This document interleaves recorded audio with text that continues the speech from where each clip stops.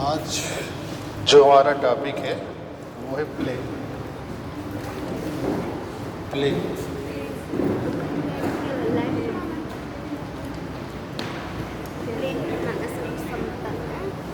मैदान,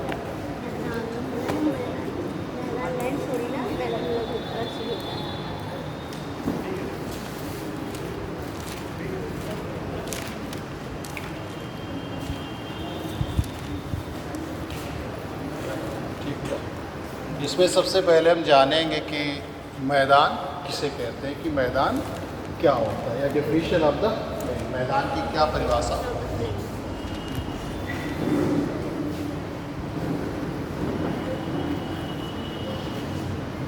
सेकेंड, कैसे मैदानों का निर्माण होता है, फॉर्मेशन ऑफ प्ले।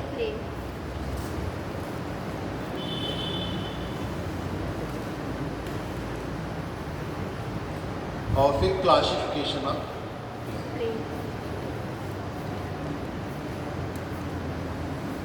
और हम साथ ही साथ जो चर्चा करेंगे तो हम आज पहले से ही आपको वर्ड डिस्ट्रीब्यूशन ऑफ प्ले बताते हुए चलेंगे। जो एग्जांपल लेंगे तो उसको वर्ड के वे में आपको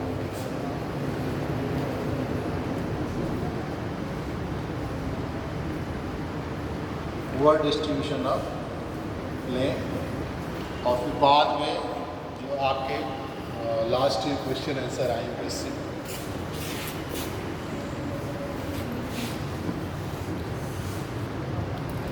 तो हम सबसे पहले ये जानेंगे कि मैदान क्या होता है। मैदान पहले सबसे पहले हम वर्ड का मैप बनाते हैं, फिर उसमें हम आपको बताते चले कि कैसे जो है चीज़ें आपको जो भी एग्जांपल देंगे तो आपको दिखाई देंगे। तो जैसे आप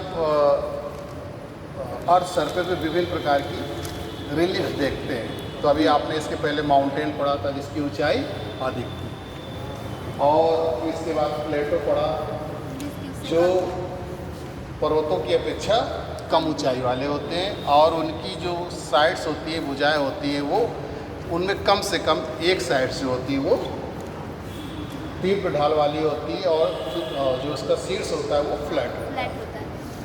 ये माउंटेन और प्लेटो में डिफरेंस था। अब हम मैदान की बात कर रहे हैं, तो मैदान वास्तव में क्या होते हैं? मैदान समतल होते हैं और रिलेटिवली अपेक्षाकृत निम्न भूमि वाले होते हैं। तो ऐसे स्थल रूप जो समतल एवं अपेक्षाकृत निम्न भूमि वाले होते हैं, वो क्या कहलाते हैं? मैदान कहलाते हैं। तो आप इसके एक बार लिख लीजिए, समतल तथा अपेक्षाकृत, समतल तथा अपेक्षाकृत, समतल तथा अपेक्षाकृत निम्न भूमि, निम्न भूमि जिसका स्थानीय ढाल, जिसका स्थानीय ढाल अत्यंत मंद हो,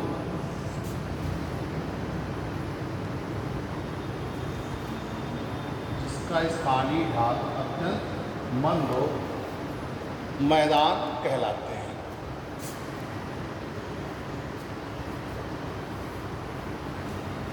आप समझ गए होंगे वास्तव में मैदान क्या होते हैं? एक्सटेंसिव एरिया होते हैं। एक्सटेंसिव मैदान जो होते हैं, plains are flat, extensive and low land area, relatively low height. बहुत कम मतलब हाइट होती है उनकी, या मतलब अत्यंत उनका ढाल क्या होता है? बहुत मंद होता है।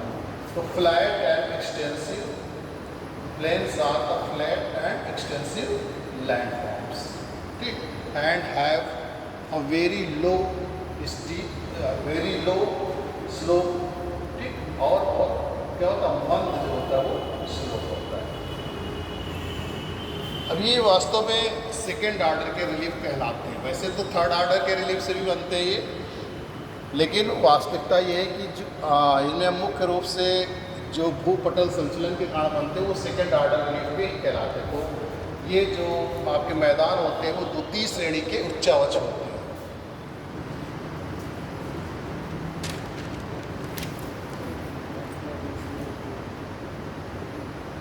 लिख लीजिए कि मैदान द्वितीय श्रेणी के उच्चावच होते हैं और जिनका विस्तार पृथ्वी के कुल क्षेत्रफल के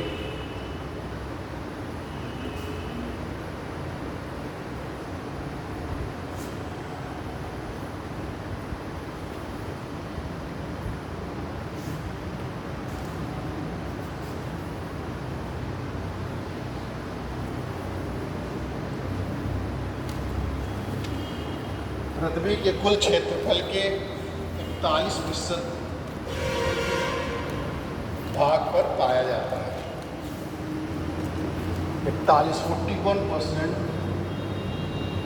भाग पर पाया जाता है।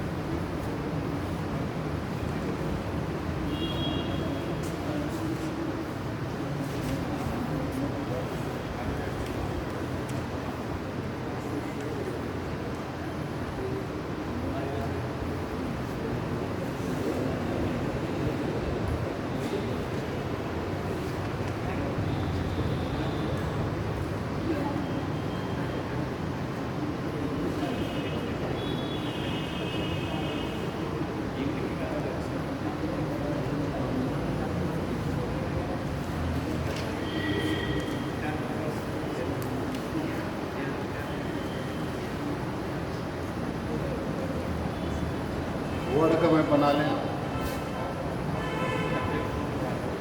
अब हम जब आपको क्लासिफिकेशन बताएंगे या कुछ भी चीज़ बताएंगे, कोई भी एग्जांपल लेंगे तो आपको वर्ड के मैप में उसको बताते भी चलेंगे कहाँ पर वो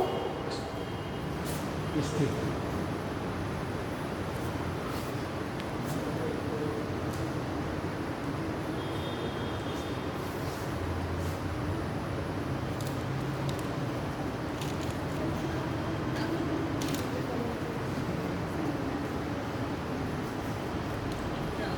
हाँ, बना लीजिए वर्ड का मैं बना लीजिए।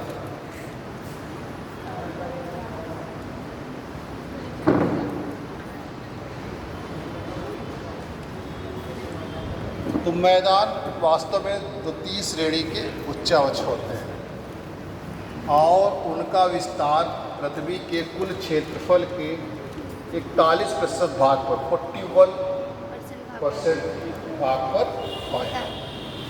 अब हम बताएंगे आपको आगे कि फॉर्मेशन होता कैसे उनका निर्माण होता है।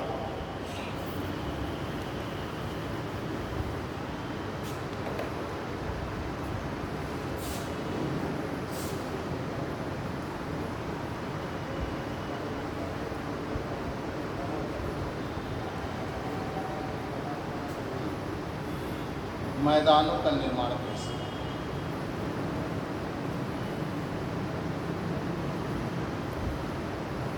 अब पहली कंडीशन है, वैसे तो मैदानों का निर्माण देखिए एंडोजेनेटिक फोर्सेस और एक्सोजेनेटिक फोर्सेस दोनों से होता है। और एंडोजेनेटिक फोर्सेस से जिन मैदानों का यानी कि आंतरिक बल से जिन मैदानों का निर्माण होता है वो आपके द्वितीय श्रेणी के उच्चावच कहलाते हैं। और फिर जो एक्सोजेनेटिक फोर्सेज यानी कि जो अपर्दन और निक्षेपण के द्वारा जिन मैदानों का निर्माण होता है वो तृतीय श्रेणी के उच्चावच कहलाते हैं। लेकिन वास्तविकता यह है कि जो मैदानों का निर्माण होता है वो वास्तविक रूप में वो आपके जो है पृथ्वी के आंतरिक बल के कारण होता है। तो इसलिए अगर एग्ज़ाम में कभी आता है कि मैदान किस श्रेणी के उच्चावच है तो आप द्वितीय ही लगाइएगा उसमें, ठीक। अब आप पहली कंडीशन देखिए कि जब हमारे मैदानों का जो निर्माण होता है वो जो है भूपटल संचलन के कारण होता है, डायस्ट्रोफिक मूवमेंट के कारण होता है।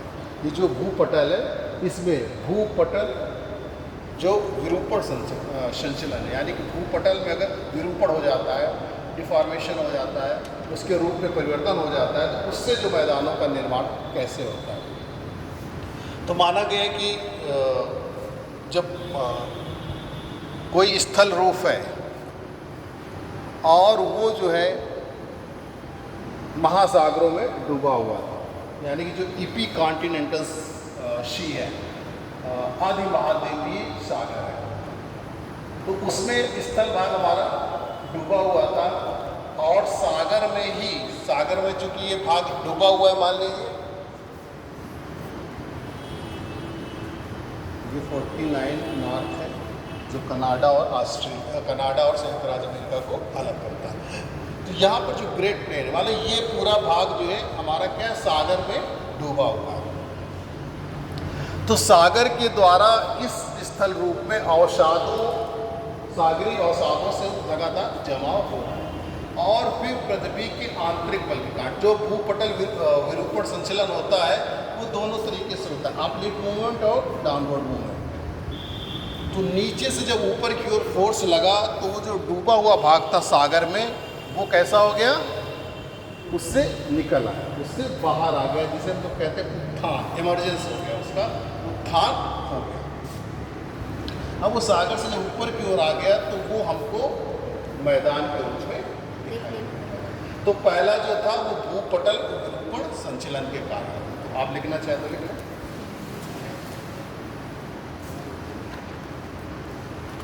अधिकतर विस्तृत मैदानों का निर्माण, अधिकतर विस्तृत मैदानों का निर्माण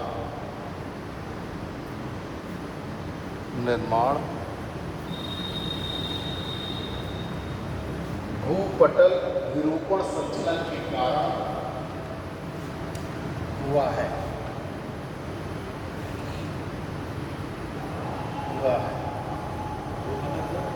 भूपटल विरूपण संचलन, डायस्ट्रोफिक मूवमेंट।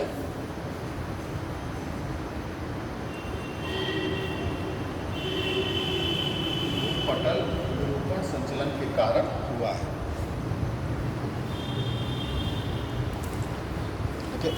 आदि महाद्वीपीय सागर में, आदि महाद्वीपीय सागर, ईपी कॉन्टिनेंटल सी,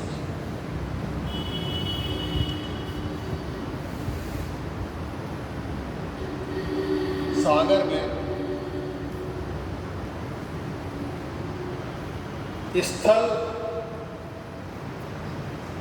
स्थल के डूबे रहने पर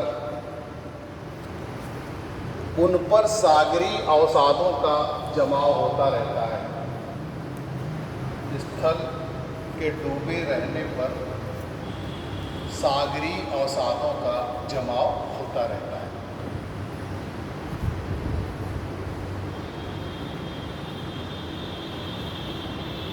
जिसमें अंतर्जात लंबवत बल के कारण, अंतर्जात लंबवत बल के कारण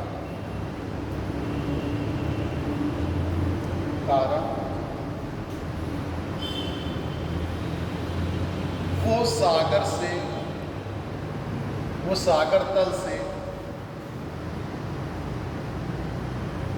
ऊपर आ जाता है,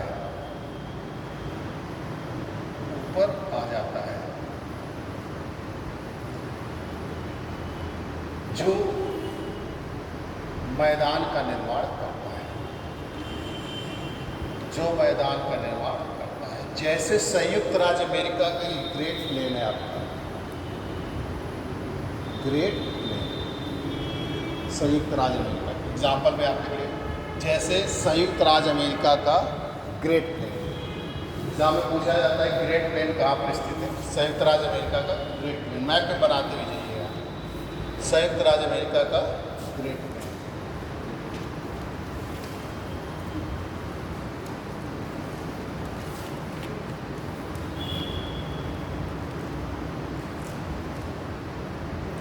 इसकी स्थिति वैसे ही थी जब ईपी कॉन्टिनेंटल एज था, ईपी कॉन्टिनेंटल सागर सी का एज था, तो ये पूरा डूबा हुआ था, इसमें सागर का जो है जल था। अब इस सागरी अवसादों की वजह से इस पर लगातार जो है अवसादों का जमाव होता गया, और फिर जब नीचे से लंबवत बल कार्य किया, जो हम पटल विरूपणी संचलन कहते हैं, जो दो तरीके से काम करते हैं, अपलिफ्टमेंट और डाउनवर्ड। इससे उत्थान होता है या नीचे सब्सिडेंस होता है, ठीक, अवतलन होता है या तो उत्थान होता है। अगर बीच का भाग सागर में डूबा हुआ है तो कोई भाग निकल आता है, उसको हम क्या कहते हैं, इमर्जेंस कहते हैं, निर्गमन हो जाता है। और सागर के किनारे का कोई भाग है जो सागर में डूब जाता है, सागर तल से नीचे चला जाता है, तो उसे हम सबमर्जेंस कहते हैं, निमज्जन कहते हैं। तो ये सागर तल से जो है, सागर में डूबा हुआ था, सागर तल से ऊपर आ जाता है, जिससे इसका इमर्जेंस हो जाता है, हाँ, निर्गमन हो जाता है, ऊपर आ जाता है। तो ऊपर आ जाने के कारण ही ग्रेट प्लेन का निर्माण हुआ है। यानी कि जो संयुक्त राज्य अमेरिका का बड़ा मैदान है, ग्रेट प्लेन है, ग्रेट प्लेन के नाम से आता है एग्जाम में कि ग्रेट प्लेन कहाँ स्थित है, तो संयुक्त राज्य अमेरिका का जो ग्रेट प्लेन है उसका निर्माण इसी तरीके से हुआ है। आई बात समझ में? सबके समझ में आ गया कि यहाँ पर जो है पहले सागर था, ठीक, सागर का जल था, और सागरीय अवसाद, चूँकि आप जानते हैं सागरीय अवसाद जो आते हैं, तो सागरों जो सागर के जल के द्वारा अवसाद लाया जा रहा था, उससे लगातार इस पर जमाव हो रहा था। और फिर पटल विरूपणी संचलन का, पटल विरूपणी ये मतलब हमारा पटल है जो आप देख रहे हैं, ये सब क्या है, पटल है। इसमें विरूपण हो जाना, यानी कि इसके रूप में परिवर्तन हो जाना, ठीक, डिफॉर्मेशन हो जाना, जैसा उसका रूप है उसमें परिवर्तन हो जाना। तो वो परिवर्तन कैसे आएंगे? पृथ्वी के आंतरिक बलों के कारण ही आएंगे। तो पृथ्वी के जो आंतरिक बल लगते हैं वो भी हमने आपको बताया था कि दो तरीके से काम करते हैं, लंबवत बल और क्षैतिज बल, वर्टिकल एंड हॉरिजॉन्टल। लंबवत बल जो होते हैं वो भी दो तरीके से काम करते हैं, एक अपवर्ड मूवमेंट में, एक डाउनवर्ड मूवमेंट में। एक ऊपर की तरफ ले जाते हैं पृथ्वी की हमारी पटल को, और एक नीचे की ओर ले जाते हैं, जिसमें सब्सिडेंस होता है और अपलिफ्टमेंट होता है, जब बीच का क्षेत्र रहता है। और जब सागर तट का क्षेत्र होता है, सागर के किनारे का क्षेत्र होता है, उसमें जो ऊपर होता है सागर तल से भाग ऊपर आ जाता है, उसको इमर्जेंस कहते हैं। और जब तट का भाग जो सी लेवल से नीचे चला जाता है सागर तल से, तो उसे हम सबमर्जेंस कहते हैं। इस तरीके से ये बल कार्य करते हैं। और दो क्षैतिज बल में आमने सामने बल कार्य करते हैं, और विपरीत दिशाओं में बल कार्य करते हैं, जिन्हें हम आप लैटरल फोर्सेस कहते हैं। पार्श्ववर्ती बल जब आमने सामने कार्य करते हैं, जब दूर जाते हैं बल, तो उनको हम लोग टेंशनल फोर्सेस कहते हैं, तनाव मूलक बल कहते हैं। तो इससे हमारी पृथ्वी की सतह पर विभिन्न प्रकार की आकृतियाँ बनती रहती हैं, विभिन्न प्रकार के लैंडफॉर्म बनते रहते हैं। तो पहला हमने आपको बताया कि महाद्वीपीय सागर, अधिमहाद्वीपीय सागर के समय जब स्थल भाग था वो सागर में डूबा हुआ था, और सागर में ही जो सागर का जल था उसके द्वारा लाए गए अवसादों से लगातार अवसाद का जमाव किया जा रहा था। और फिर वो पटल विरूपणी संचलन के कारण जब वो सागर तल से ऊपर आ गया तो उससे मैदान का निर्माण हो गया। उसका उदाहरण है संयुक्त राज्य अमेरिका का ग्रेट प्लेन। आगे बात समझ। दूसरा होता है कि at the time of the formation of the mountain, जैसे हमारे पर्वत बनते हैं, तो पर्वत बनने के साथ क्या होता है कि उसके आगे का भाग जो उसमें क्या होता है, अवतलन हो जाता है, सब्सिडेंस हो जाता है। जैसे हिमालय पर्वत बना तो उसके सामने का जो भाग था, उसके जो निचला भाग था, नीचे का भाग था, वहाँ पर क्या हो गया, एक अवतलन हो गया, सब्सिडेंस हो गया। इस तरह की कंडीशन में जब नदियों के द्वारा जो अवसाद लाए जाते हैं, और उस अवतलन वो जो आपका जो है गर्त बन जाता है, उसमें लगातार अवसादों के जमाव से मैदान का निर्माण हो जाता है। जैसे हमारे भारत का जो है मध्य विशाल मैदान है, जो भारत का मध्य विशाल मैदान है, उसका भी निर्माण इसी तरीके से हुआ है। तो आप इसको लिख लें, नंबर 2 डाल दें। पर्वतों के निर्माण के समय, पर्वतों के निर्माण के समय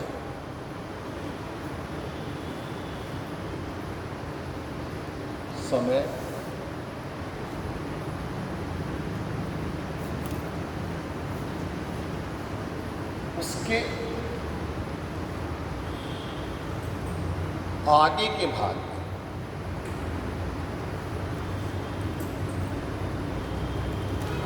भाग में अवतलन हो जाता है, अवतलन हो जाता है।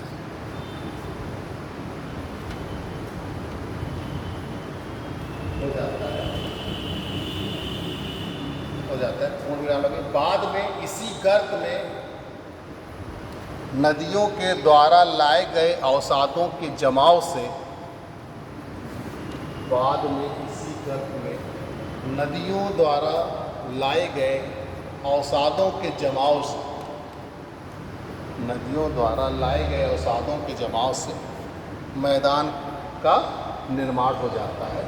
जैसे भारत का मध्य विशाल मैदान, या भारत का मध्य मैदान, मिडिल प्लेन। भारत का मध्य मैदान आप देख ही रहे, जिस हिमालय और ऊपर हिमालय और नीचे प्रायद्वीपीय पठार। तो जब हिमालय की उत्पत्ति हुई इसमें गर्त बन गया, ये गर्त बन गया जिसे हम लोग हिमालयन गर्त कहते हैं। फिर विभिन्न प्रकार की जो हमारे यहाँ पे नदियाँ थी, इंडस वगैरह, उनके द्वारा लाए गए अवसादों से लगातार उसमें जमाव होता गया, जिससे हमारे मैदान का निर्माण हुआ। प्लेस्टोसीन पीरियड, टर्सरी पीरियड में हमारे हिमालय माउंटेन की उत्पत्ति हुई। तृतीय काल में माउंटेन की उत्पत्ति हुई थी हिमालय की, ठीक।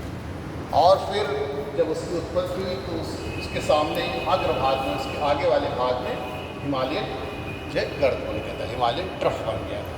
और फिर इसी ट्रफ को नदियों के द्वारा लाए गए अवसादों से भरा गया और फिर जो है मैदान का निर्माण हुआ, जिसे हम भारत का मध्य विशाल मैदान कहते हैं, या गंगा ब्रह्मपुत्र का मैदान भी कहते हैं। तो भारत का मध्य विशाल मैदान,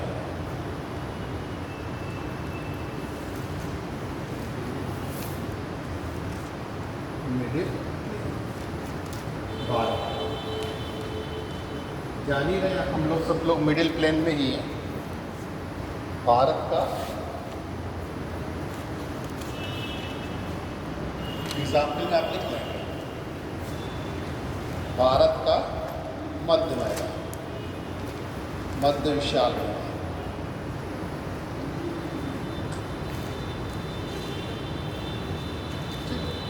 या इसी को गंगा ब्रह्मपुत्र का मैदान। अब आप तीसरी कंडीशन पर्वतों के निर्माण के समय में देखेंगे कि कभी कभी जब पर्वतों का निर्माण होता है तो जो पार्श्ववर्ती फोर्सेस लगते हैं, लैटरल फोर्सेस लगते हैं, तो बीच वाला जो भाग होता है वो उससे अप्रभावित रह जाता है, उन बलों के प्रभाव से अप्रभावित रह जाता है, ठीक। और वो ऊंचाई प्राप्त नहीं कर पाता है। अगर अधिक ऊंचाई, उससे थोड़ा अधिक ऊंचाई प्राप्त कर लेता है तो पठार का निर्माण हो जाता है, और जब वो बिल्कुल ऊंचाई प्राप्त नहीं कर पाता है तो वो वहाँ पर मैदान का निर्माण होता है। तो आप इसमें लिख लीजिए, पर्वतों के निर्माण के समय, पर्वतों के निर्माण के समय जब मध्य भाग, जब भूसन्नति का मध्य भाग, जब भूसन्नति का मध्य भाग,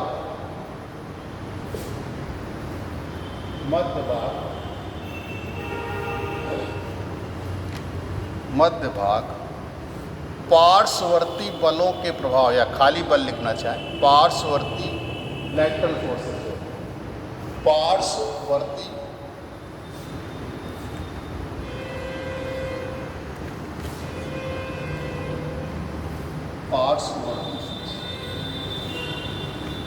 पार्श्ववर्ती बलों के प्रभाव से जब मध्य का भाग, भूसन्नति के मध्य का भाग पार्श्ववर्ती बलों से अप्रभावित रहता है, अप्रभावित रहता है,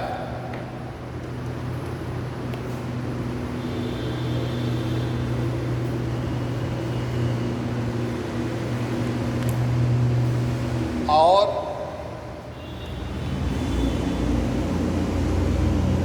समतल व विस्तृत होता है, तो उससे मैदान का निर्माण होता है। जैसे हंगरी का मैदान, हंगरी प्लेन,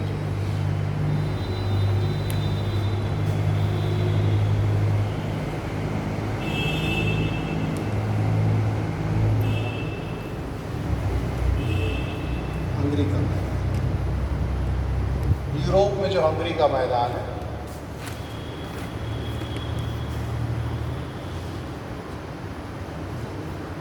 इसी का उदाहरण है। और चौथी कंडीशन,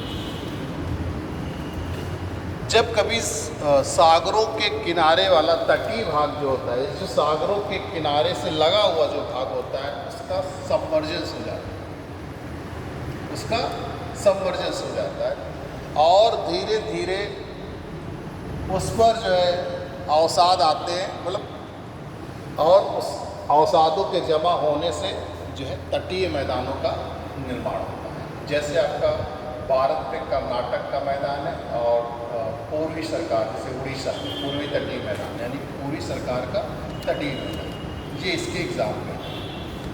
तो चौथे में लिख लीजिए कि जब सागर से लगा हुआ स्थल भाग, सागर से लगा हुआ स्थल भाग सागर में, जिसे हम लोग सबमर्जेंस कहते हैं, निमज्जन, सागर से लगा हुआ तटीय भाग या सागर से लगा हुआ स्थल भाग जो है, जो हमारा सी लेवल है, सागर तल है, फिर से बोल रहे हैं, जब सागर से लगा हुआ स्थल भाग सागर तल से नीचे चला जाता है, सागर तल से नीचे चला जाता है और उस पर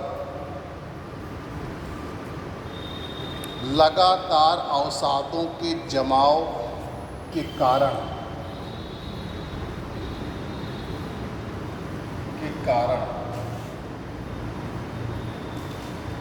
लगातार अवसादों के जमाव के कारण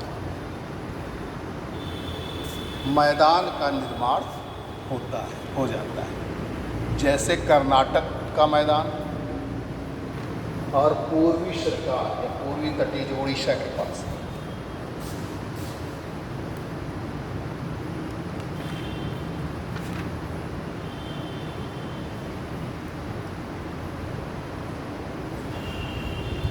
पूर्वी सरकार यानी पूर्वी तटीय जो उड़ीसा के पास है।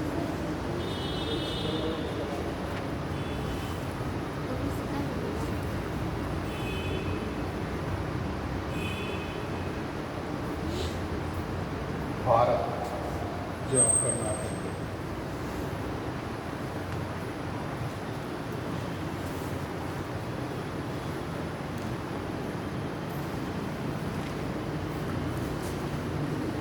और ये जो आप उड़ीसा है, पूर्वी तटीय में ईस्ट सरकार या कोस्टल,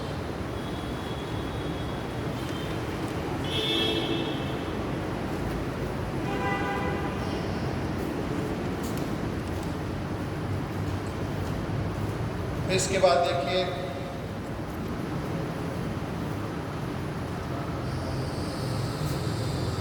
कभी कभी जब कोई भाग स्थल रूप जो सागरों में डूबा रहता है और लगातार अवसाद उसके आते रहते हैं और किसी कारणवश जो है सागर क्या होते हैं, पीछे चले जाते हैं, यानी कि वो जो स्थल रूप डूबा हुआ था सागर में, उससे पानी पीछे चला जाता है, उससे जल पीछे चला जाता है।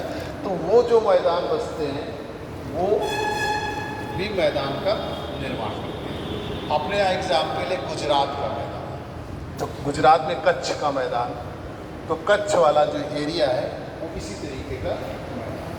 तो अगला पॉइंट लिखिए,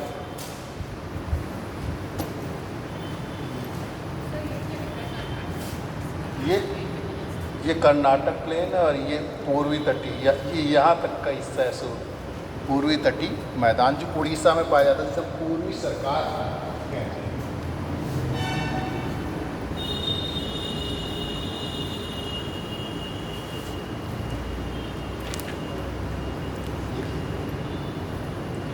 कभी कभी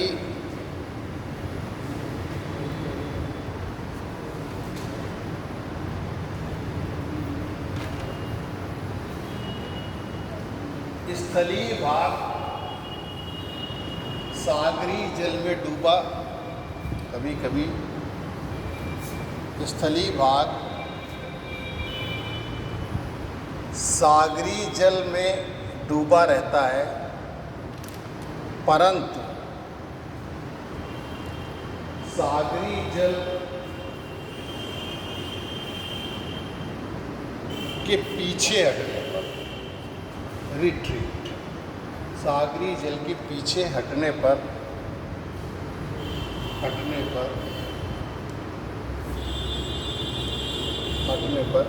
मैदानों का निर्माण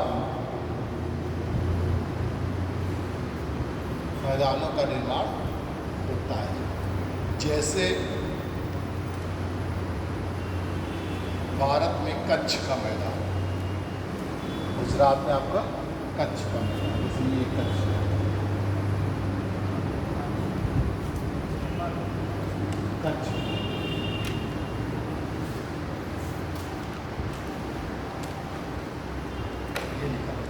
गुजरात में कच्छ का।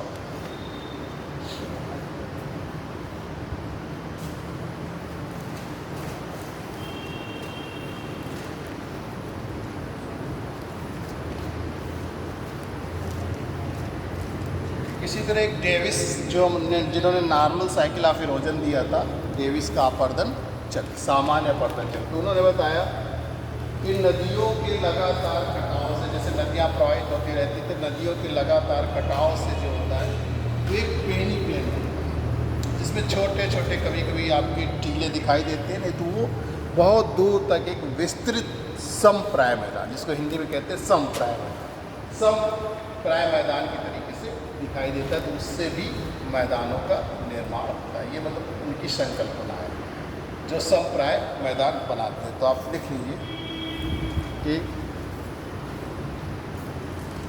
नदियों के द्वारा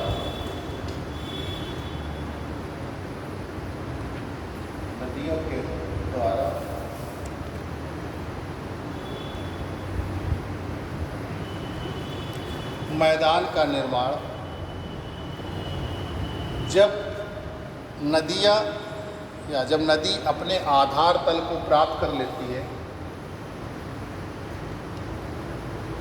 और पूरा स्थल समप्राय मैदान यानी कि पेनी प्लेन अपने आधार तल को प्राप्त कर लेती है, अपने आधार ग्रेडेड लेवल, मतलब नदी तब तक इरोजन करती रहती है जब तक उसका ढाल मिलता रहता है, लेकिन जब वो अपने लेवल को प्राप्त कर लेती है जहाँ से अपर्दन अब वो नहीं कर सकती है, तो ग्रेडेड लेवल कहलाता है, अपने बेस लेवल। और नदी की प्रवृत्ति होती है अपने ग्रेडेड लेवल को प्राप्त करना, अपने आधार तल को प्राप्त करना। जब अपने आधार तल को नदी प्राप्त कर लेगी तब वो अपर्दन का कार्य बंद कर देगी। तो जब नदी अपने आधार तल को प्राप्त कर लेती है तो समप्राय मैदान या पेनी प्लेन का निर्माण होता है।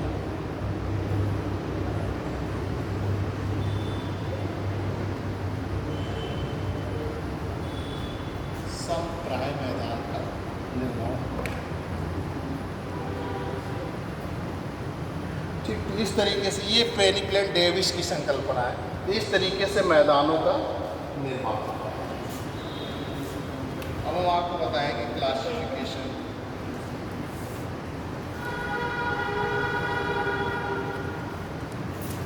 मैदानों का वर्गीकरण।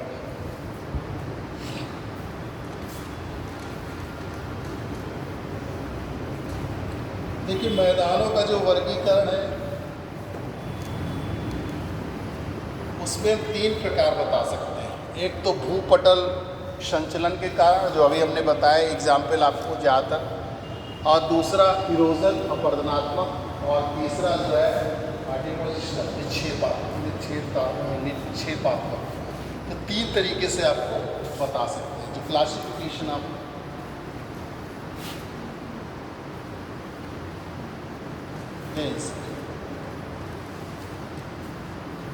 मैदानों का वर्गीकरण।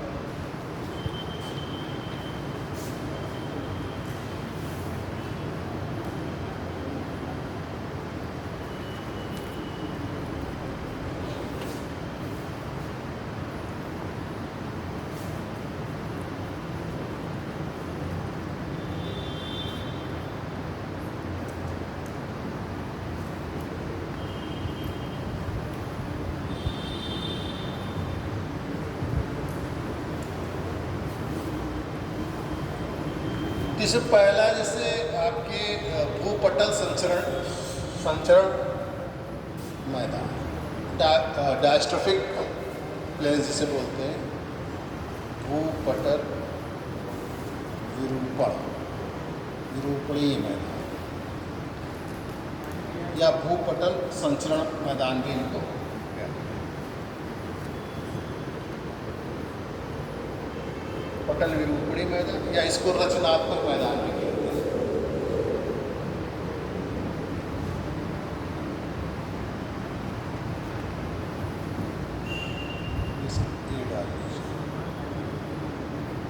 कंस्ट्रक्टिव और डायस्ट्रोफिक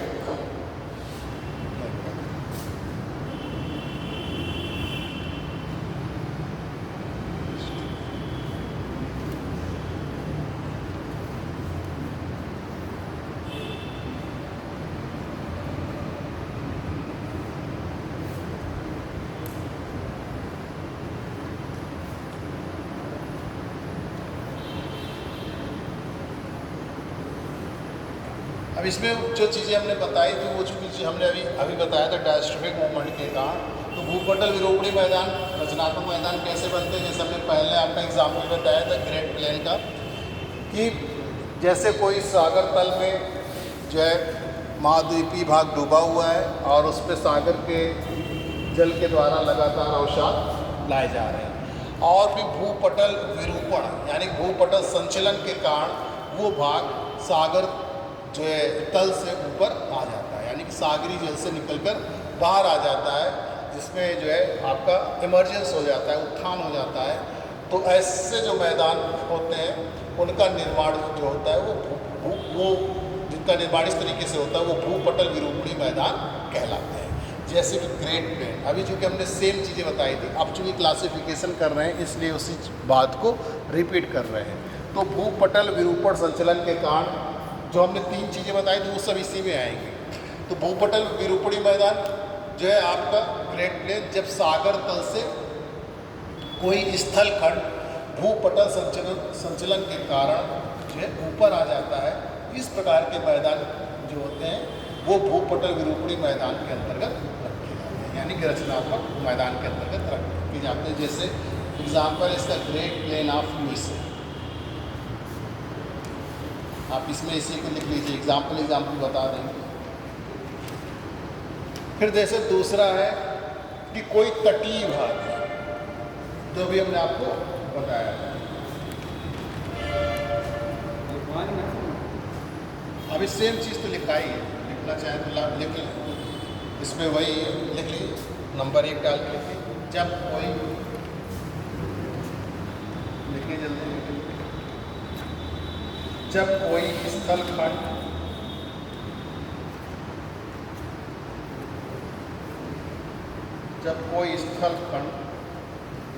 भू संचलन के परिणाम स्वरूप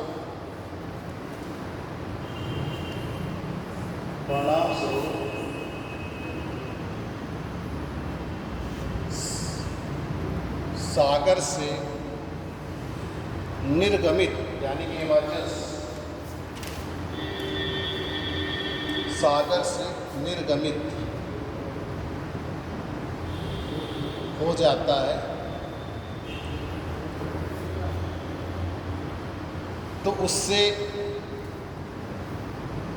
रचनात्मक मैदान का निर्माण होता है। जैसे उससे रचनात्मक मैदान का निर्माण होता है। जैसे ग्रेट प्लेन ऑफ यूएसए, संयुक्त राज्य अमेरिका का बड़ा मैदान।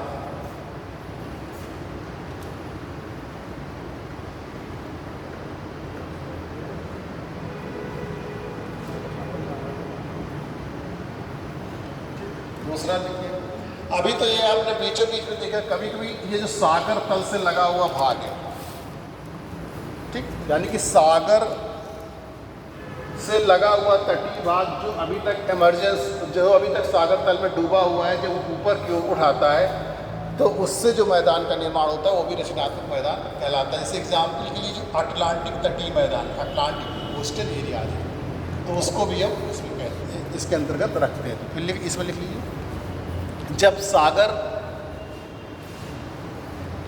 से लगा हुआ तटीय भाग, जब सागर से लगा हुआ तटीय भाग सागर तल, समुद्र तल से ऊपर आ जाता है तो उससे तटीय मैदानों का निर्माण होता है, उससे तटीय मैदानों का निर्माण होता है। जैसे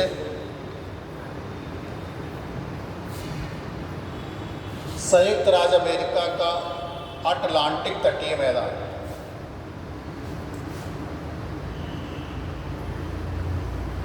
अटलांटिक तटीय मैदान, अटलांटिक कोस्टल प्लेन, संयुक्त राज्य अमेरिका का अटलांटिक तटीय मैदान, ये इसका एग्जाम्पल है।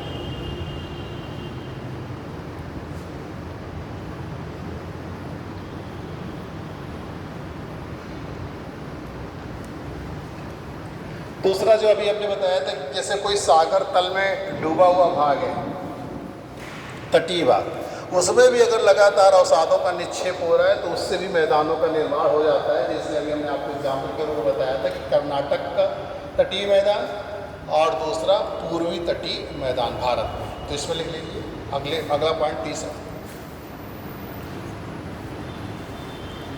सागर से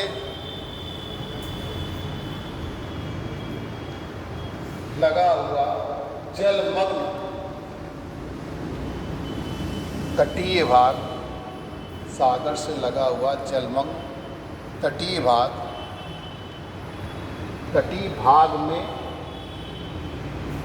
लगातार अवसादों के निक्षेपण से, लगातार अवसादों के निक्षेपण से, लगातार अवसादों के निक्षेपण से भी मैदानों का निर्माण होता है, से भी मैदानों का निर्माण होता है। जैसे कर्नाटक का तटीय मैदान व पूर्वी तटीय मैदान भारत।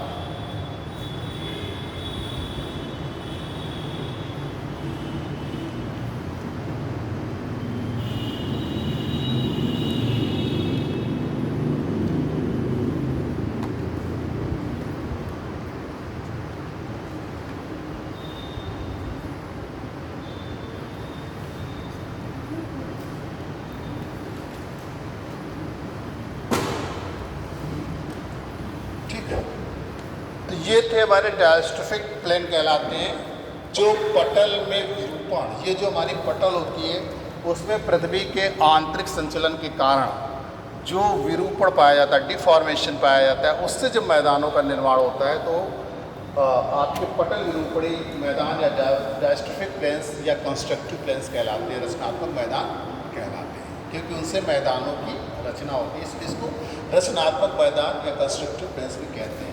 नेक्स्ट इसी में देखिए अपर्दनात्मक मैदान, इरोजनल प्लेन।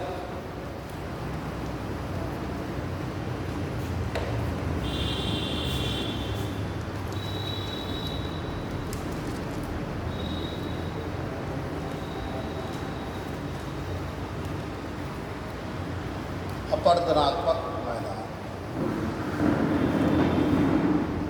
Erosional plane. अब जिन मैदानों का निर्माण अपर्दन के द्वारा होता है उनको हम अपर्दनात्मक मैदान कहते हैं। ये वास्तव में तृतीय श्रेणी के उच्चावच कहलाते हैं। वापस जिन मैदानों का निर्माण अपर्दन के द्वारा होता है वे अपर्दनात्मक मैदान कहलाते हैं।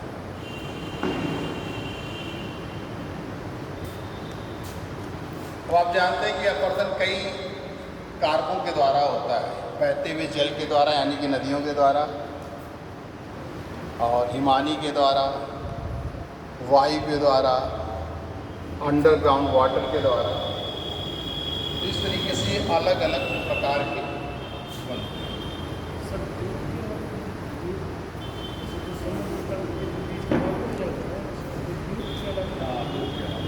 जो छोटे एरिया में होते हैं और वो चारों तरफ पानी से घिरे होते हैं।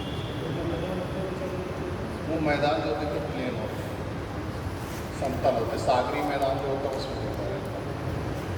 जो महासागरी, जब आपको ओशनोग्राफी पढ़ाएंगे तो बताएंगे, ओशियानिक रिलीफ पढ़ाएंगे, उसमें चार जो होते हैं, कॉन्टिनेंटल शेल्फ होता है जो समुद्र से लगा हुआ भाग होता है, तट का भाग, तो उसको कॉन्टिनेंटल शेल्फ कहते हैं। महाद्वीपीय मग्न, इसके बाद महाद्वीपीय ढाल होता है, कॉन्टिनेंटल स्लोप होता है जो उसका स्लोप बहुत ज़्यादा होता है, ठीक। फिर इसके बाद एप्सियल प्लेन होते हैं, गहरे मैदान होते हैं, सागरी मैदान, और इसके बाद बड़ी बड़ी खाइयाँ होती, ट्रेंच।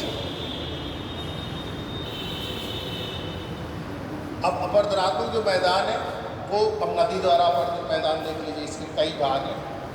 नदी द्वारा अपर्दित मैदान,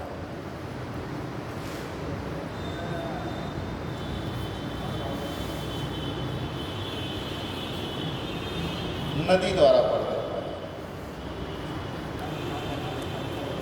अब नदियों के द्वारा जब अपर्दन कर दिया जाता है, जो अभी मैंने आपको बताया कि डेविस की संकल्पना की थी समप्राय मैदान की, पेनी प्लेन मैदान की। इस तरीके के जो मैदान होते हैं नदियों के द्वारा अपर्दित जो मैदान होते हैं वो हमारे नदी द्वारा अपर्दित मैदान कहलाते हैं। जैसे संयुक्त राज्य अमेरिका में मिसिसिपी का मैदान, मिसिसिपी,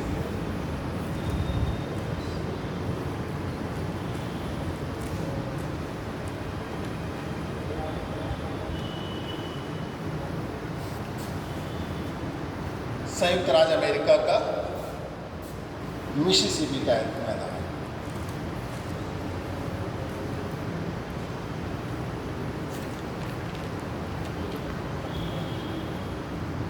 यूएसए में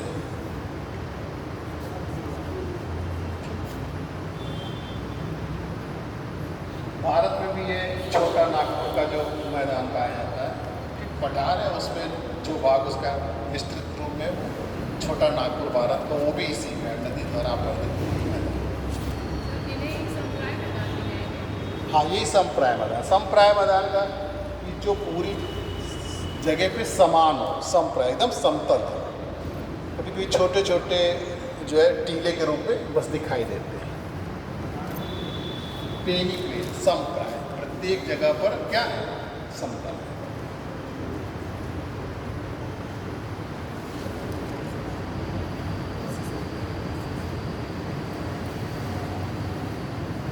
अब देखिए हिमानी द्वारा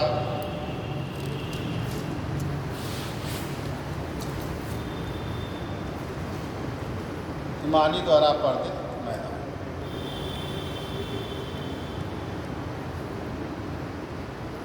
ग्लेशिएटेड इरोजनल प्लेन बोलते हैं, ग्लेशियर इरोजनल प्लेन। अब जब हिमानी का जो जानते हैं कि जो बड़े बड़े बर्फ़ की चट्टानें होती हैं उनमें मूवमेंट होता रहता है, वो धीरे धीरे खिसकती रहती है। तो जहाँ जहाँ से खिसक कर होकर गुजरती है उसको क्या करती रहती है, समतल करती रहती है। जैसे बर्फ़ में बहुत बड़ी बड़ी शिलाएँ हैं जो 50 किलोमीटर 75 किलोमीटर लंबी हैं, ठीक, चौड़ी हैं। तो इतनी बड़ी बड़ी जो बर्फ़ की जो शिलाएँ होती हैं जो खिसकती हैं, तो वो जहाँ जहाँ खिसकती जाती है तो उसको क्या करती जाती है, समतल करती जाती है, ठीक। तो उनके द्वारा जो समतल करने से मैदान का निर्माण होता है उसको हम लोग हिमानी द्वारा अपर्दित मैदान कहते हैं। जैसे लद्दाख का मैदान, भारत में लद्दाख का मैदान,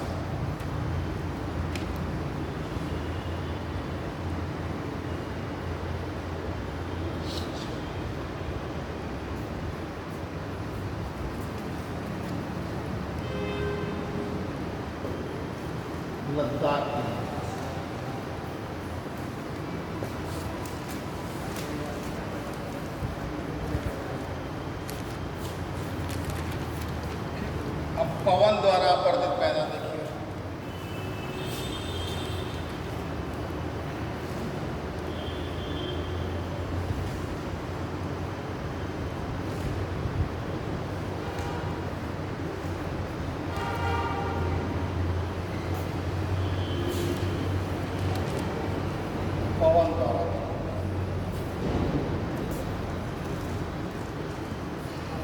जो वायु भी होती है वो क्या करती है,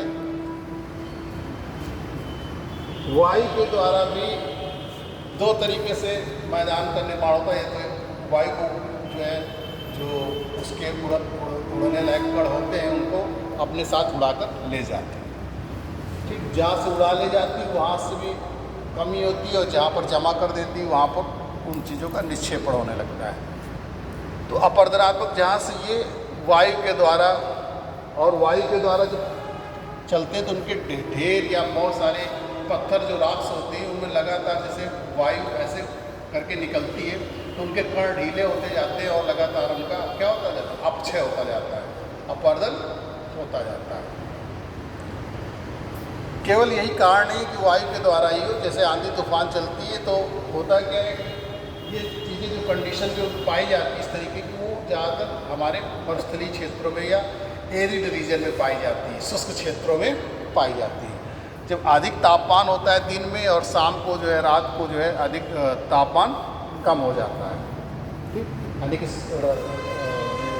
दिन में जो है अधिक गर्मी पड़ती है और रात को वो ठंडी हो जाती है। क्योंकि शुष्क क्षेत्र होता है तो पृथ्वी हमारी ठंडी भी जल्दी हो जाती है और अधिक मात्रा में ठंडी हो जाती है, यानी कि तापमान का जो डिफरेंस होता है वो अधिक पाया जाता है। तो दिन में बड़ी तेज़ी से गर्म हुई और शाम को, रात को सूर्यास्त के पश्चात जो है वो ठंडी होती है, शीतल होती है। तो उससे लगातार गर्म और ठंडे होने से, गर्म होने पे क्या होती है, राख जो होती फैल जाती है और ठंडे होने से सिकुड़ जाती है। तो जो हमारी राख होती, सैलें होती, लगातार फैलती हैं और सिकड़ती हैं, तो उसके कण क्या होते हैं, ढीले हो जाते हैं, उनका संगठन ढीला हो जाता है, वो कमज़ोर हो जाती है। और जब वायु चलती है तो जो भी कमज़ोर कण होते हैं उनको क्या करती है, गिरा देती है, गिरा देती है। तो इस तरीके से जो एरिड रीजन है उसमें अपरदन होता रहता है और साथ ही साथ अपने साथ उनको उड़ाकर दूर भी ले जाती है। तो इस तरीके से जो मैदानों का निर्माण होता है वो हमारा पवन द्वारा अपर्दित मैदान कहलाते हैं। जैसे सहारा में रेग और हमादा, सहारा जो हमारा मरुस्थल है, सहारा मरुस्थल में रेग और हमादा मैदान,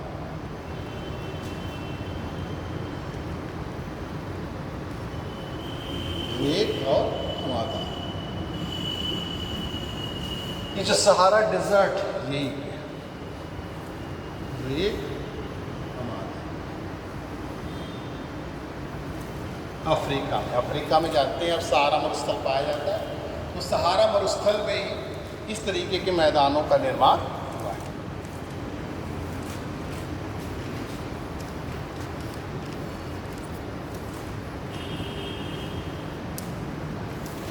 फिर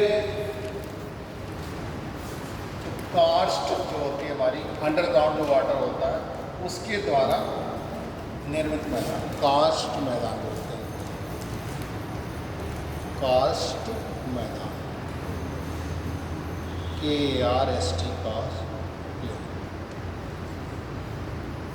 ये कास्ट जो वास्तव में चूना पत्थर के लिए लिया गया है, और चूंकि यूगोस्लाविया में पहले देखा गया था तो इसलिए वो वहीं से सब आया है कास्ट।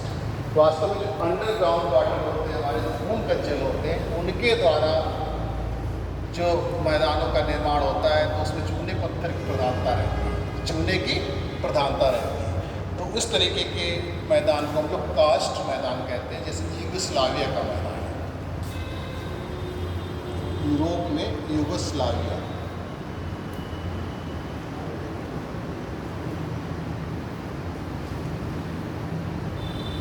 यूगोस्लाविया का मैदान, यूगोस्लाविया,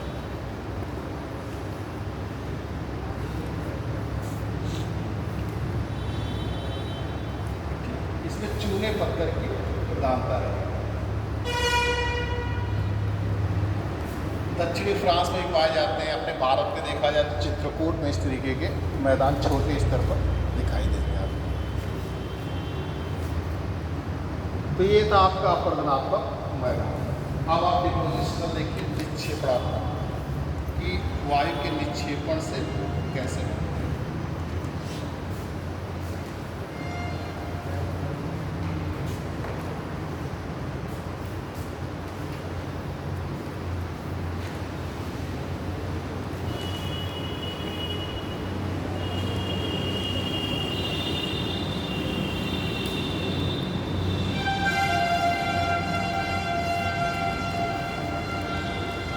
डिपोजिशनल प्लेन, निक्षेपात्मक मैदान, निक्षेपात्मक प्लेन, निक्षेपात्मक,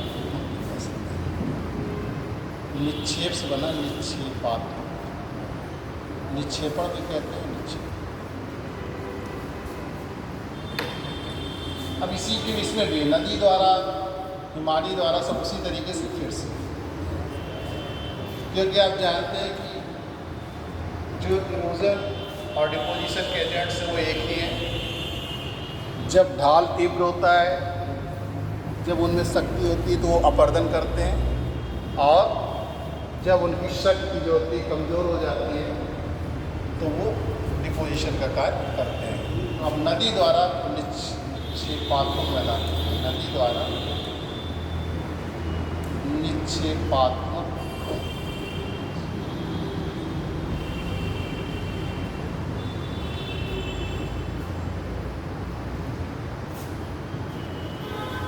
इसको हम लोग जलोढ़ मैदान भी कहते हैं, एल्गुअल प्लेन भी कहते हैं, क्योंकि ये जलोढ़ मैदान, एल्गुअल प्लेन।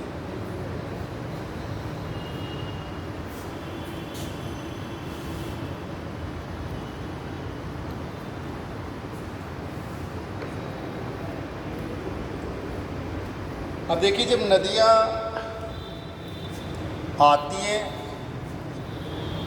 पर्वतीय क्षेत्रों से और मैदानी क्षेत्रों में प्रवेश करती है, यानी कि जब उनका ढाल बुलंद होता है तो वो थोड़ा थोड़ा डिपोजिशन का कार्य शुरू कर देते हैं। तो इस तरीके से इसमें भी आप 3 तरीके के मैदान आपको दिखाई पड़ेंगे।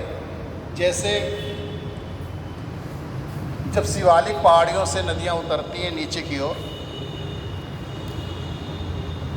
तो वो भी बड़े बड़े जो पत्थर होते हैं उनको ले जाने में असमर्थ हो जाते हैं, उनको वो क्या करती है वहीं पर छोड़ देती है, क्योंकि अब हमारी शक्ति जो है बड़े टुकड़े के, बड़े पत्थरों को या पत्थर के जो बड़े टुकड़े होते हैं उनको ले जाने की आगे नहीं है।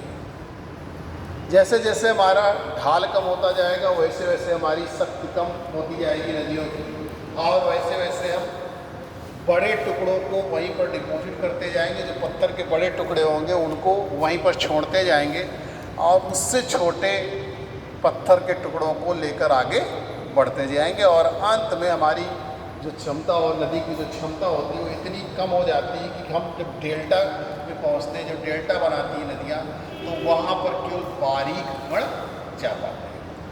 वहाँ पर भी बारीक कण के अलावा किसी तरीके का आपको निक्षेपण नहीं मिलेगा।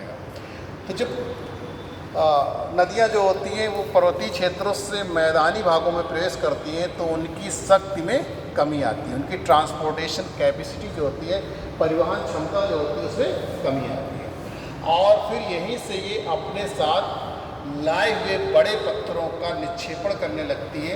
छोटे पत्थरों को तो नदियाँ बहाकर आगे ले जाती है, लेकिन बड़े पत्थरों का जमाव वहीं पर कर देती है, जिसे हम लोग भाबर प्रदेश कहते हैं। शिवालिक की तलहटी में जो शिवालिक का जो गिरपात क्षेत्र है, शिवालिक का जो दक्षिणी भाग है, मतलब एक पादी भाग है, तो वहाँ पर बड़े बड़े पत्थरों को जमा कर दिया जाता है, और जैसे जैसे आगे बढ़ते हैं वैसे वैसे छोटे छोटे पत्थर का जमाव पाया जाता है। यहाँ पर बड़े बड़े पत्थरों का जमाव कर दिया जाता है, और यहाँ पर ऐसा लगता है कि जैसे नदियाँ सूख गई हैं। उनके नीचे से तो पानी बहता रहता है लेकिन आपको दिखाई नहीं देता, अदृश्य हो जाती है नदियाँ, अदृश्य हो जाती है। बड़े बड़े पत्थर ऊपर हैं और नीचे से पानी निकल जा रहा है, जिसे हम लोग क्या कहते हैं, भाबर प्रदेश कहते हैं, भाबर मैदान कहते हैं, भाबर मैदान। शिवालिक, शिवालिक क्षेत्र का भाबर, भारत में ही पाया जाता है। शिवालिक जो आपका है यहाँ पे, वहाँ पे ऊपर आपका भाबर मैदान पाया जाता है।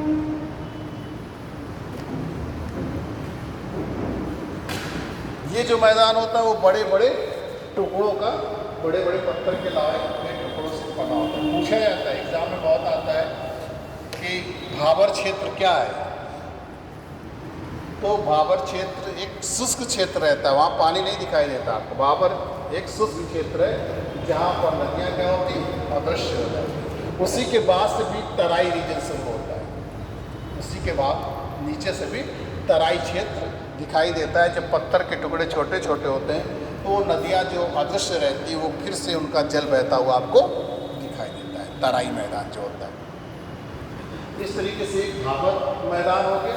बात समझ में आ रही कि नदियों के द्वारा लाए गए जो पत्थर के बड़े बड़े टुकड़े होते हैं उनका जमाव वहीं पर कर दिया जाता है जहाँ से वो मैदानी क्षेत्रों में प्रवेश करती है, क्योंकि इसके बाद अब उन बड़े पत्थरों को आगे जो है जल को अपने साथ लेकर जाने की क्षमता उसके पास नहीं रह जाती, इसीलिए उसका जमाव वहीं कर दिया जाता है। वो पत्थर इतने बड़े बड़े रहते हैं कि पानी उनके नीचे से होकर बहता रहता है, और जितने बड़े पत्थर होंगे उतने बीच उसमें स्पेस रहता है अंदर, तो पानी का बहाव अंदर ही अंदर होता रहता है। और आपको लगेगा कि नदी क्या हो गई, अदृश्य हो गई, नदी आपको दिखाई नहीं दे रही, बहता हुआ जल दिखाई नहीं दे रहा है, शुष्क क्षेत्र दिखाई दे रहा है। इस तरीके का जो मैदान होता है वो भाबर मैदान कहलाता है। फिर आगे यही नदियाँ जब और नीचे आती है मैदानी क्षेत्रों से, जैसे और आगे बढ़ती हैं तो उनका क्षेत्र क्या होता है, उनका ढाल और कम होता जाता है, और फिर नदियाँ बाढ़ का मैदान बनाती हैं। अब नदियाँ जैसे आ रही, ये नदी प्रवाहित हो रही है, तो ये जो बाढ़ का पानी आता है, बाढ़ का पानी आता है।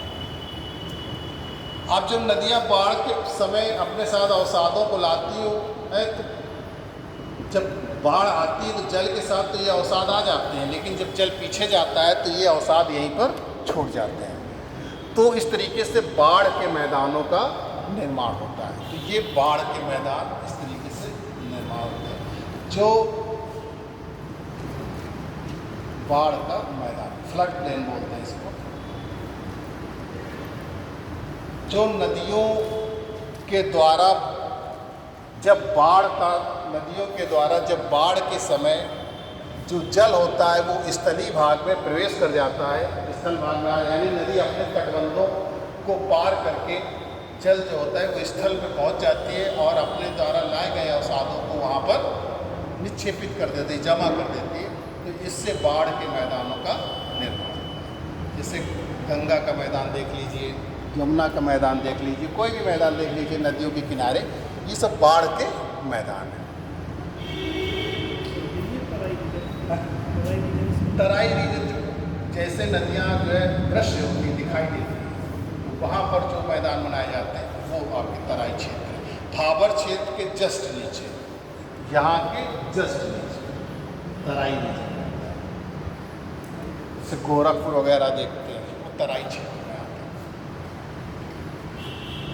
ये बाढ़ के मैदान तो कहीं पे भी बन सकते हैं, जहाँ पे भी नदी प्रवाहित होती है वो बाढ़ के मैदान बनेंगे। जैसे हम लोग इधर आते हैं, इधर तो यमुना का मैदान मिलेगा, उधर जाएंगे तो गंगा और यमुना का द्वाब मिलेगा। एक तरीके से तो इधर गंगा नदी प्रवाहित हो रही, इधर यमुना नदी प्रवाहित हो रही, तो इसके बीच का भाग गंगा के द्वारा और इधर यमुना के द्वारा लाए गए अवसादों से निर्मित है।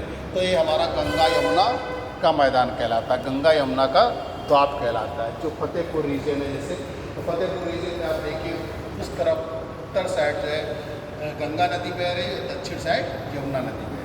तो इसके द्वारा यहाँ पर जो ये मैदानी भाग है वो गंगा और यमुना दोनों के द्वारा लाए गए अवसादों से बनाया गया, अवसादों के जमाव से बना हुआ।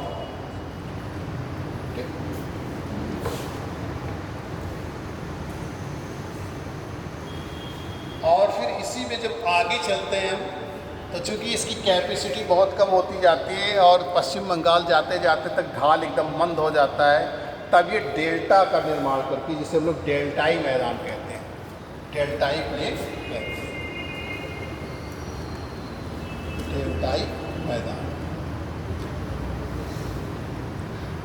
इस तरीके से नदियाँ भी 3 प्रकार के मैदानों का निर्माण करती है, भाबर मैदान, बाढ़ का मैदान, और लास्ट में जब ये डेल्टा बनाती है तो वहाँ पर जो मैदान का निर्माण होता है वो डेल्टाई मैदान कहलाता है।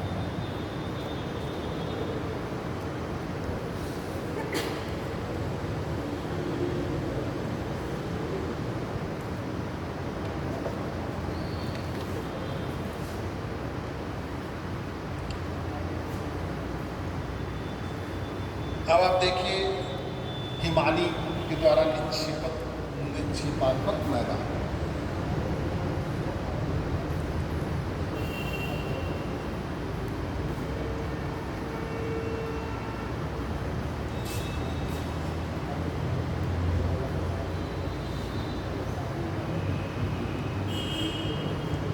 हिमानी द्वारा निक्षेपित मैदान देख लीजिए। अब हिमानी क्या करती है, जब हिमानियाँ भी जो है जब ढाल मंद हो जाता है तो जो अपने साथ अवसाद लाती है, हिमोड़ जो लाती है, उनके जमाव से जो मैदान बनता है उसे हम हिमानी मैदान कहते हैं। जैसे आप उत्तर पूर्वी संयुक्त राज्य अमेरिका का ये मैदान जैसे है आपका उत्तर पूर्वी मैदान, नॉर्थ ईस्ट में, ये भी हिमानी। कनाडा का जो मैदान है, कनाडा अपने, ये भी उसी से हिमानी से बना हुआ है। उत्तर पश्चिम रूस, उत्तर पश्चिम रूस है, नॉर्थ वेस्ट प्लेन है, उत्तर पश्चिम मैदान, ये भी हिमानी के द्वारा बना हुआ है। तो हिमोड़, जहाँ पर हिमोड़ है उनके द्वारा जो हिमोड़ लाए जाते हैं, छोटे छोटे जिनको टिल कहते हैं, ठीक, उनके द्वारा जो बनाए जाते हैं। इसमें भी 2-3 तरीके के, लेकिन आपको डिटेल जानने की जरूरत नहीं है। ये जानिए केवल हिमानी के द्वारा जो हिमोड़ लाए जाते हैं, जब उनके जमाव से जिस मैदान का निर्माण होता है उसे हम हिमानी द्वारा निक्षेपित मैदान कहते हैं। जैसे हमने आपको बताया कनाडा का मैदान है, ठीक, संयुक्त राज्य अमेरिका का उत्तर पूर्वी मैदान है, रूस का उत्तर पश्चिम का मैदान है, ये सब हिमानी द्वारा निर्मित मैदान है। अब पवन द्वारा देखिए, वायु द्वारा निर्मित मैदान देखिए। अभी तो आपने पवन द्वारा देखा था निर्मित अपर्दन द्वारा। अब वायु के द्वारा क्या होता है कि जब मिट्टी को उड़ाकर या जो धूल के कण होते हैं उनको उड़ाकर लाया जाता है और एक जगह जमा कर दिया जाता है, तो उससे जो मैदान बनते हैं वो हमारे वायु द्वारा निक्षेपित मैदान कहते हैं। जैसे एग्जाम्पल है लुईस का मैदान, ये भी बहुत पूछा जाता है। लुईस का मैदान जो आपके चीन में पाया जाता है, लुईस प्लेन। हाँ, पठार मैदान, जहाँ पे जिस मैदानी भाग दिखाई देता है वो मैदान कहलाएगा, उसी में जो ऊंचा हुआ भाग दिखाई देगा, हाँ, पीली मिट्टी वाला है, येलो।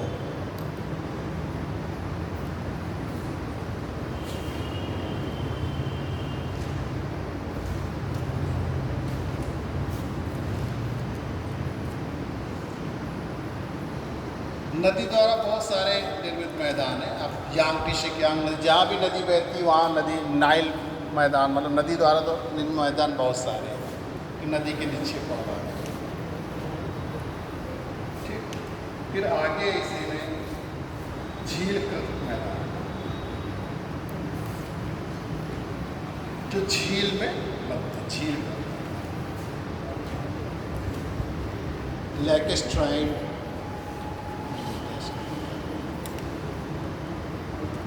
लेकेस्ट्राइन झील रखना।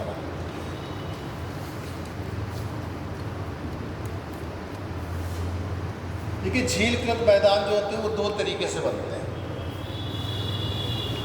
एक तो जब झीलों में नदियां गिरती हैं, नदियों का झील गिरता है तो वो अपने साथ जो अवसाद लाती है उसको लगातार उसमें जमा करती जाती है, जिससे उसकी जो घाटी होती है वो क्या होती है, उथली होने लगती है, धीरे धीरे ऊपर की ओर आने लगती है। जो इसका तल है वो उथला होने लगता है झील का, और धीरे धीरे धीरे जो पूरी तरीके से भर जाती है अवसादों से, तो मैदानों का निर्माण करती है। दूसरी कंडीशन ये है कि जब झील का जो तल है वो पटल विरूपणी संचलन के कारण ऊपर आ जाए। पटल विरूपण संचलन के कारण यानी कि उसमें उत्थान हो जाए, उस क्षेत्र का, उसकी जो तल था उसका उत्थान हो जाए और ऊपर आ जाए, तो मैदान का निर्माण हो जाएगा। इस तरीके से दो तरीके से हमारे झील का, चूँकि इस मैदान का निर्माण झील से होता है इसलिए इसको झीलकृत मैदान है। जैसे हमारी कश्मीर का मैदान है, कश्मीर की घाटी में जो कश्मीर का मैदान है, कश्मीर न्यूजीलैंड मैदान है, न्यूजीलैंड का जो प्लेन है वो भी इसी तरीके से।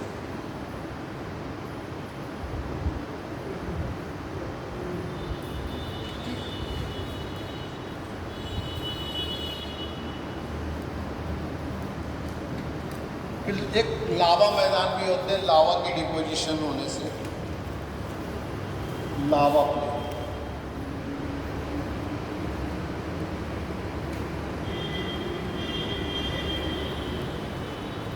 ये लावा के जमाव से बनते हैं। जैसे आइसलैंड है, आइसलैंड में जो ज्वालामुखी का उद्गार लगातार हो रहा है और जब धीरे धीरे उद्गार होता है तो फिसर टाइप उद्गार जो होता है, जैसे कोई ज्वालामुखी का उद्गार है, उसको दरार कोई मिल गई, उसकी दरार के मिलने से धीरे धीरे जो है जो मैग्मा होता है वो ऊपर लावा के रूप में धीरे धीरे धीरे धीरे आता है और चारों तरफ फैलता जाता है और मैदान का निर्माण कर देता है। जैसे आइसलैंड का मैदान है, आइसलैंड।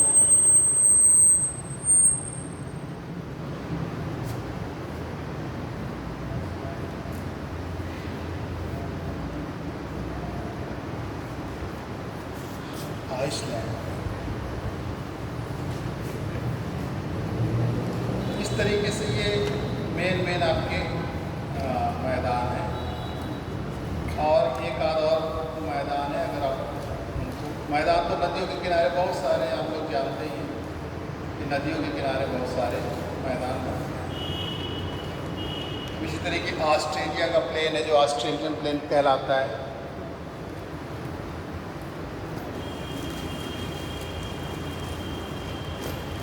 एक आप नोट कर रहे, इटली में लोम्बार्डी प्लेन पाया जाता है, लोम्बार्डी प्लेन, ये इटली है, यहाँ पे पाया जाता है। देखिए आप लोम्बार्डी में,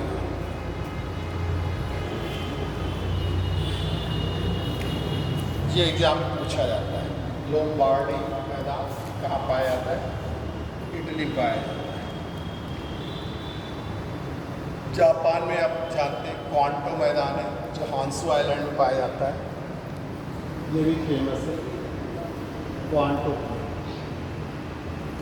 जापान में है। तो बहुत सारे, होकाइडो है, होकाइडो में न्यूग्रो प्लेन पाया जाता है, कीसो प्लेन पाया जाता है, लेकिन जो मेन है वो हम बता रहे हैं आपको। क्वांटो मैदान जापान पूछा जाता है, एग्जाम में पूछा जाता है, आता है IAS वगैरह में कि क्वांटो का मैदान कहाँ पर स्थित है, तो जापान में स्थित है।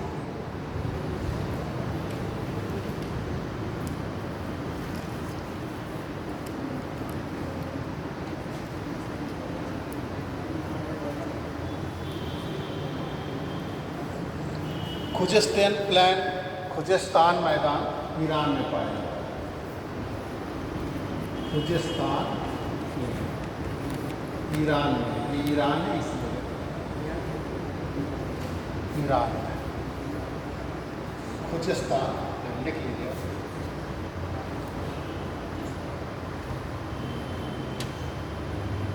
पैनोनियन प्लेन सेंट्रल यूरोप में पाया जाता है, मध्य जो यूरोप है, पैनोनियन सेंट्रल यूरोप, पैनोनियन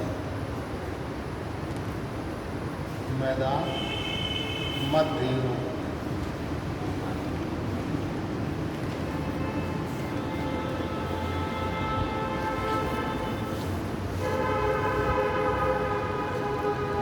सैलिसबरी इंग्लैंड में पाया जाता है,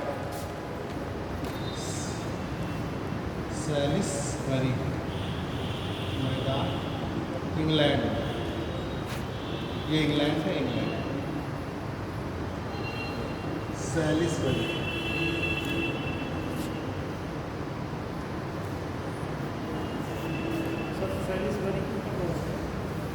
ये आइसलैंड है, आइसलैंड है, आइसलैंड में ही आइसलैंड का मैदान है।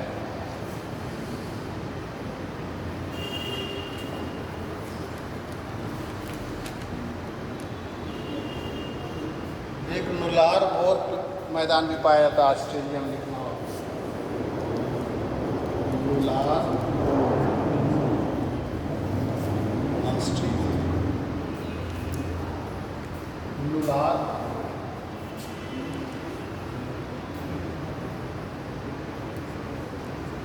लुलार ऑस्ट्रेलिया। ये फेमस मैदान एग्जाम में जो पूछा जाता है वो यही पूछा जाता है कि ग्रेट प्लेन, सबसे ज़्यादा पूछा जाता है कि ग्रेट प्लेन मैदान कहाँ पाया जाता है। ऑस्ट्रेलिया वो बनाया ना हमने, जो जहाँ पर है वही बनाया है। ठीक, कुछ पूछना है आप, कुछ पूछना हो तो पूछिए।